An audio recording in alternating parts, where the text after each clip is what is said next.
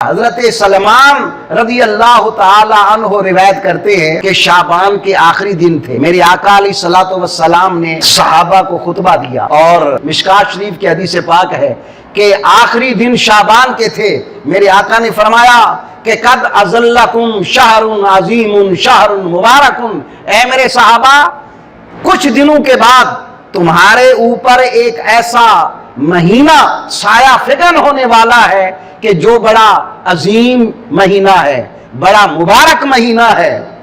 اب علماء محدثین کرام فرماتے ہیں سرکار نے یہ نہیں فرمایا کہ تمہارے پاس مہینہ آنے والا ہے، سرکار نے فرمایا تم پر سایہ فگن ہونے والا ہے، تو یہ کیوں فرمایا قد اظلکم، قد جاکم کیوں نہیں فرمایا؟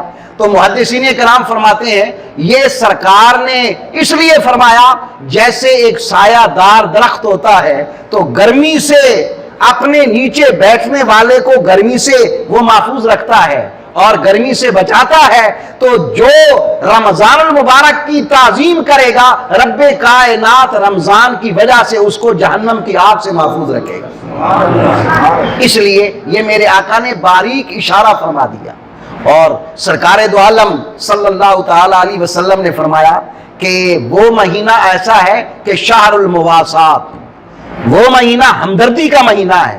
اور آپ اگر دقیق نظر سے دیکھیں رمضان المبارک میں ہر انسان کے دل میں ہمدردی کا جذبہ بڑھ جاتا ہے، اور سرکار نے فرمایا فیہ یزاد رزق المومن، یہ ایسا مہینہ ہے جس میں مومن کا رزق بڑھ جاتا ہے۔ اب ویسے دوسرے مہینوں میں روٹی بھی مشکل ایک انسان کھاتا ہے، لیکن رمضان کے مہینے میں وہ کتنی ڈشیں استعمال کرتا ہے، روٹی بھی کھاتا ہے، سالن بھی ساتھ ہوتا ہے، اور وہ کھجور بھی اور دوسرے میوہ جات بھی کھاتا ہے۔ یہ کیا ہے؟ رمضان المبارک کی برکت ہے، میرے آقا علیہ الصلوۃ والسلام کے فرمان کی برکت ہے۔ اور پھر سرکار نے فرمایا کہ یہ وہ مہینہ ہے کہ جس میں کوئی ایک فرض ادا کرے گا تو اس کو 70 فرضوں کا ثواب ملے گا۔ ایسا سمجھے جیسے میں نے دوسرے مہینوں میں 70 فرض ادا کیے ہیں، اور اگر کوئی ایک نفل ادا کرے گا وہ ایسا سمجھے جیسے میں نے دوسرے مہینے میں ایک فرض ادا کیا ہے۔ اسی لیے میں عرض کرتا رہتا ہوں اگر کسی کی نمازیں قضا ہیں تو وہ اپنی زندگی میں رمضان جب پائے تو وہ اس کو غنیمت سمجھے اور اپنی قضا نمازوں کی ادائیگی کرے، ایک تو نمازوں کی ادائیگی اور دوسرا ایک فرض کا ثواب 70 فرضوں کا پائے۔ اور پھر نبی کریم صلی اللہ علیہ وسلم نے فرمایا کہ کتنی رحمتیں بے بہا ہوتی ہیں، سرکار نے فرمایا کہ جو کوئی بندہ رمضان کہ روزہ کی افطاری کراتا ہے اس کو 3 اجر اللہ تعالیٰ عطا فرماتا ہے۔ ایک تو یہ کہ جتنے آدمیوں کے اس نے روزے افطار کرائے ہیں اتنے روزوں کا ثواب اللہ تعالیٰ اسے عطا فرماتا ہے، دوسرا اس کے گناہوں پر کلمِ عفو پھیر دیتا ہے، اور تیسرا اس کی گردن کو جہنم سے آزاد کر دیتا ہے۔ یہ 3 ثواب عطا فرماتا ہے۔ اب کوئی یہ کہہ سکتا ہے مولوی صاحب مسئلہ تو آپ نے خود ہی بتایا کہ جتنے آدمیوں کے افطاری کراؤ اتنے روزوں کا ثواب، 30 آدمیوں کے افطاری کرا کے روزوں سے جان چھوٹ جائے گی، تو یہ بات غلط ہے۔ ایسا نہیں ہے، کیونکہ ایک ہے ذمے سے فرض ساقط ہونا، ایک ہے ثواب کا ملنا، ثواب کا ملنا اور بات ہے لیکن ذمے سے فرض ساقط ہونا اور بات ہے۔ اگر آپ 100 آدمیوں کی افطاری کراتے ہیں 100 روزوں کا ثواب مل جائے گا، لیکن آپ کا روزہ تب ادا ہوگا جب فرض تب ساقط ہوگا جب آپ خود روزہ رکھیں گے۔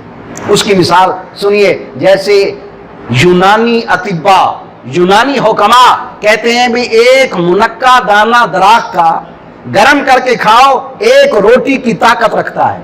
اب روٹی کی طاقت رکھنا اور بات ہے لیکن پیٹ کا بھرنا اور بات ہے۔ روٹی سے تو پیٹ بھر بھی جاتا ہے لیکن منقع دانے سے پیٹ بھرتا نہیں ہے، البتہ طاقت آ جاتی ہے۔ تو اسی طرح ثواب ملنا اور ہے اور ذمے سے فرض ساقط ہونا یہ اور بات ہے۔